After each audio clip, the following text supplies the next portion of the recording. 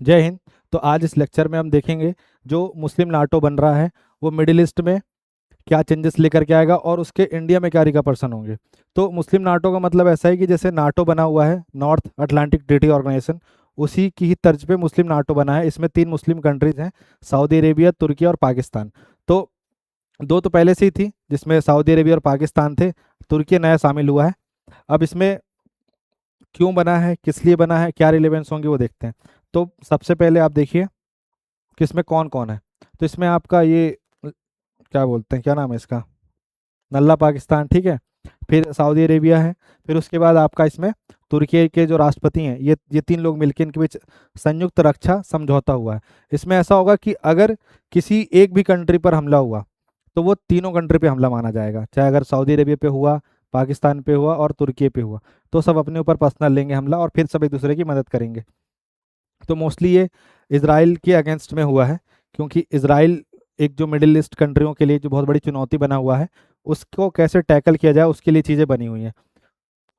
अब इसमें जो ये कब हुआ, ये 8 अगस्त 2026 को हुआ, ठीक है ना। और म्यूचुअल डिफेंस एग्रीमेंट है ये, तुर्की की इसमें अहम भूमिका रही है। तो एक देश की सुरक्षा पर हमला दूसरे देश की सुरक्षा के लिए भी खतरा माना जाएगा। मतलब एक देश पर हमला हुआ तो दूसरा देश जो है उसकी रक्षा के लिए साथ आएगा। फिर इस समझौते की अहम बातें क्या हैं कि सामूहिक सुरक्षा की गारंटी है, रक्षा सहयोग और मजबूत करेगा ये, और जो रीजनल बैलेंस है, जो इम्बैलेंस बना हुआ है उसमें बैलेंस लेकर के आएगा और शांति को बढ़ावा देगा। अब पाकिस्तान शांति की बात कर रहा है, मतलब ये हिपोक्रेसी सबसे बड़ी, ठीक है।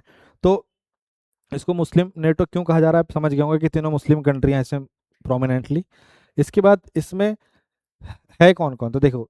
और ये 3 ही देश क्यों है, मतलब ऐसा क्यों है कि पाकिस्तान भी इसमें शामिल है, मतलब पाकिस्तान इतना बड़ा क्या रोल अदा कर रहा है कि उसको इसमें शामिल किया गया है। इसके अलावा तुर्की क्यों शामिल हुआ, और सऊदी अरेबिया और पाकिस्तान दोनों पहले क्यों से शामिल हुए थे। तो देखिए, पाकिस्तान को शामिल करने का सिर्फ एक रीजन ये है कि मिडिल ईस्ट वाली जितनी कंट्रियां हैं उसमें इसराइल को छोड़ दें तो किसी के पास क्या नहीं है, न्यूक्लियर जो है पावर नहीं है, और वो किसके पास है, पाकिस्तान के पास है। तो पाकिस्तान के पास न्यूक्लियर पावर है, और उसके अलावा आपका किसके पास है, उसके अलावा आपका इसराइल के पास है, इन मिडिल ईस्ट कंट्रियों को छोड़ देता हूँ। तो और पाकिस्तान एक बड़ी सैन्य शक्ति भी है, विभाजन के बाद बन चुका था, और सैन्य प्रशिक्षण और रक्षा अनुभव। तो पाकि अमेरिका का इतना सारा सपोर्ट रहा है, इसके पास बहुत सारे बेस बने हुए थे, इस वजह से भी पाकिस्तान जो है बहुत ज़्यादा पावरफुल है। और सबसे बड़ा रीजन उसका ये है कि वो परमाणु संपन्न राष्ट्र, ठीक है, पहली बात। फिर सऊदी अरेबिया, तो इसके पास अच्छी खासी अरामको जैसी क्या है, बड़ी बड़ी आपकी रिफाइनरीज हैं। इसके अलावा इसके पास बहुत ज़्यादा इंडस्ट्रियल डेवलपमेंट है। फिर टूरिज्म में बहुत आगे है, तो इस वजह से इसके पास बहुत अच्छा फाइनेंस है, पैसा है। तो तेल ऊर्जा का बड़ा केंद्र है ये, और पश्चिम एशिया में स्ट्रेटेजिक इंपॉर्टेंस रखता है। इसके पास अपने तट भी हैं जिससे ट्रेड कर सकता है, ये पोर्ट वगैरह भी हैं इसके पास। फिर जो तुर्की है वो आधुनिक रक्षा उद्योग में बहुत अच्छा काम कर रहा है, जैसे ड्रोन बनाना, ठीक है। तो नए नए जो ड्रोन बनते हैं, तो अभी इसराइल के ऊपर बहुत सारे जो हमले हुए थे, तो सऊदी अरेबिया वगैरह ने और जो अलग कंट्रीज हैं जो इसराइल के अगेंस्ट में हैं, उन सब ने तुर्की से ही खरीदा था अपना ड्रोन वगैरह। फिर तो वही ड्रोन एवं सैन्य टेक्नोलॉजी, फिर नाटो का सदस्य होने के कारण रणनीतिक महत्व है, और नाटो का ऑलरेडी सदस्य भी है क्या, कौन, आपका ये तुर्की है जो है। तो इस वजह से ये तीनों जो है एकत्रित हुए हैं। तो पाकिस्तान का शामिल होने का सिर्फ रीजन ये है कि ये एटॉमिक एनर्जी जो है इसके पास है, एटॉमिक एनर्जी मतलब परमाणु हथियार हैं इसके पास। अब ये समझौता कहाँ और कब हुआ, तो ये मक्का में हुआ, सऊदी अरेबिया में, मक्का मदीना वाला मक्का में। और अगस्त 2026 मतलब 8 अगस्त 2026 को हुआ है। तो 3 देश एक सुरक्षा संकल्प, इस साझा सुरक्षा के लिए ऐतिहासिक कदम उठाए इन्होंने। तो ये आपको याद रखना है। फिर आपको याद रखना है कि ऐसा समझौता करने की क्या जरूरत पड़ी। तो सबसे बड़ी जरूरत यह है कि जो वेस्ट एशिया में बढ़ता तनाव है, तो आप देखेंगे कि इसराइल और ईरान के बीच में, यूएस और ईरान के बीच में, फिर इसराइल और जो दूसरी कंट्रियां हैं जैसे कि ओमान, यमन, इसके अलावा सऊदी अरेबिया, इसके अलावा आपका कतर हो गया, तो इन सब के साथ जो इसराइल की टसल चल रहे हैं, तो वो वेस्ट एशिया में तनाव को बढ़ा रहा है। दूसरा, कलेक्टिव सिक्योरिटी, कि अगर ये जो सब साथ में आ जाएंगे अगर, तो इससे क्या होगा, एक सिक्योरिटी जो कंसर्न है जो इसराइल की वजह से बना हुआ है वो जो है कम हो जाएगा। और पाकिस्तान जो है इसराइल को प्रॉपर तरीके से सपोज करता है, सॉरी, जो इसराइल और पाकिस्तान को प्रॉपर तरीके से सपोर्ट नहीं करता और ना ही उसको बहुत ज़्यादा वैल्यू देता है। क्योंकि एक बड़ा रीज़न ये है क्योंकि जो पाकिस्तान है वो जो हमास जैसे ऑर्गेनाइजेशन है इसराइल के यहाँ, उन सबको सपोर्ट करता है वो। फिर उसके बाद आप देखेंगे तीसरा कारण मिलिट्री कोऑपरेशन, तो तीनों देशों के बीच ज्वाइंट ट्रेनिंग होती है, defence technology, military expertise, arms cooperation, ये सब बढ़ सकता है। इस वजह से भी पाकिस्तान, तुर्की और सऊदी अरेबिया एक साथ आए हैं। चौथा कारण बढ़ता ग्लोबल पावर इक्वेशन, कि यह क्षेत्र जो है, जो तीन देशों का समझौता नहीं है, इसमें West Asia plus South Asia और ग्लोबल जियोपॉलिटिक्स पर जो है असर पड़ेगा। मतलब आप यहाँ पे समझिए कि बढ़ता ग्लोबल पावर इक्वेशन मतलब अभी क्या है, जो मिडिल ईस्ट है एक बहुत बड़ा रोल अदा करता है किस चीज़ पे आपके, कि जो पावर डिस्ट्रीब्यूशन, जैसे कि अभी ईरान जो है एक बहुत कहना चाहिए डोमिनेशन कर रहा है मिडिल ईस्ट पे, क्योंकि उसने अमेरिका जैसी देश को समझौते करने पे झुकार दिया।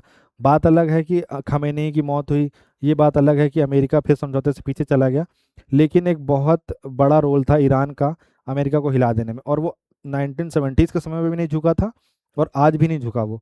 तो इनको क्या है, ये समझ रहे हैं कि अगर ईरान जो है बहुत आगे बढ़ गया, इजराइल बहुत आगे बढ़ गया, तो इनकी कोई वैल्यू नहीं रह जाएगी। इसलिए तीनों एक साथ आ रहे हैं, ताकि ये तीनों एक साथ आकर के उस वेस्ट एशिया वाले पोर्शन पे, मिडिल ईस्ट वाले पोर्शन पे अपना डोमिनेंस दिखा सकें। इसके बाद आप देखेंगे कि जो वही मैंने पीछे बोला कि इजराइल, ईरान और यूएस, इन सब का जो टसल चल रहा है, ये भी एक बहुत बड़ा रीजन बन रहा है इनके लिए कि हमको यहाँ पे क्या होना है, एक कलेक्टिवनेस दिखानी है। अब सबसे बड़ा सवाल कि क्या मतलब इसके बाद सबसे बड़ा सवाल ये उठेगा, क्या इंडिया पे इसका कुछ इम्पैक्ट पड़ेगा? तो इसको मुस्लिम नाटो क्यों बोल रहे हैं, देख लीजिए। नाटो क्या करता है, नाटो में कलेक्टिव डिफेंस का प्रिंसिपल है, एक सदस्य पर हमला पूरे अलायंस के सिक्योरिटी कंसर्न बन जाता है। जैसे कि North Atlantic Treaty Organization NATO हुआ। अब ये जो अटलांटिक कंट्री के आसपास, अटलांटिक जो ओशन है उसके आसपास जो देश हैं, चाहे वो यूरोप के हों, चाहे वो अमेरिका के हों, चाहे वो साउथ अमेरिका के हों, चाहे वो अफ्रीका के हों, ये जो आपस में जैसे मोरक्को वगैरह इसमें आते हैं, तो अगर मोरक्को पे किसी ने अटैक किया तो पूरा उन जितने सदस्य देश हैं उनके 20-30 उन सब पे हमला माना जाएगा। अब जैसे ऐसे जरूरी नहीं कि अटलांटिक ओशन वाले बस हो, क्योंकि वहाँ फिनलैंड भी जो है उसका सदस्य बन चुका हुआ है।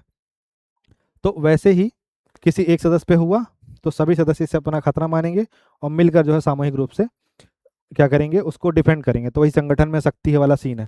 फिर मुस्लिम नाटो क्यों कह रहे हैं, क्योंकि पाकिस्तान, सऊदी अरब और तुर्की ये तीनों मुस्लिम कंट्री हैं और कलेक्टिव सिक्योरिटी का जो है करेक्टर यहाँ पे शो कर रहे हैं। और साथ ही साथ में ये लोग जो है एक प्रकार से जो सिया सुन्नी वाला मैटर है उसमें भी एक तरीके से एक ही है ये। फिर उसके बाद एक देश की सुरक्षा पर हमला, वही जो सब मैंने पहले बोला।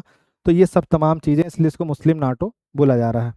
अब इंडिया पे इसका क्या इम्पैक्ट पड़ सकता है, ये सबसे ज़रूरी चीज़ है। तो देखिए, पाकिस्तान उसमें शामिल हुआ क्योंकि वो परमाणु संपन्न राष्ट्र है।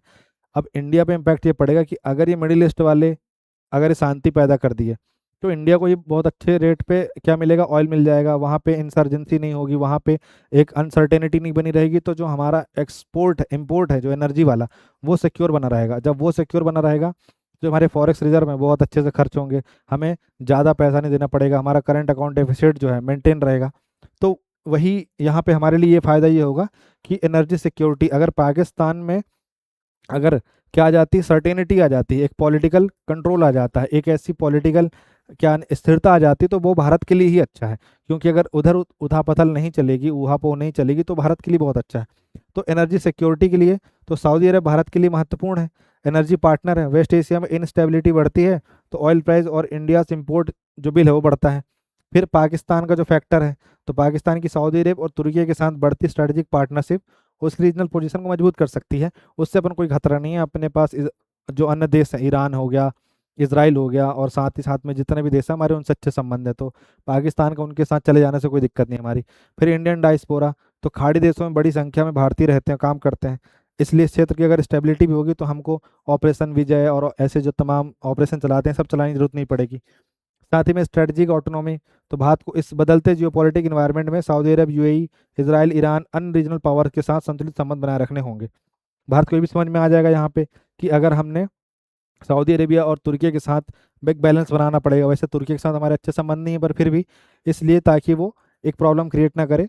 तो यहाँ पे सबसे मेन चीज़ जो हमारे लिए होगी कि जो एनर्जी सिक्योरिटी है उसका हमारा कंसर्न दूर हो जाएगा सबसे बड़ा। और दूसरा ये, जो अगर उन जो तीनों राष्ट्र मिल जाएंगे और वहाँ मिडिल ईस्ट में एक स्टेबिलिटी आएगी, तो जो हमारे मजदूर काम करते हैं उनके लिए भी बहुत अच्छा होगा।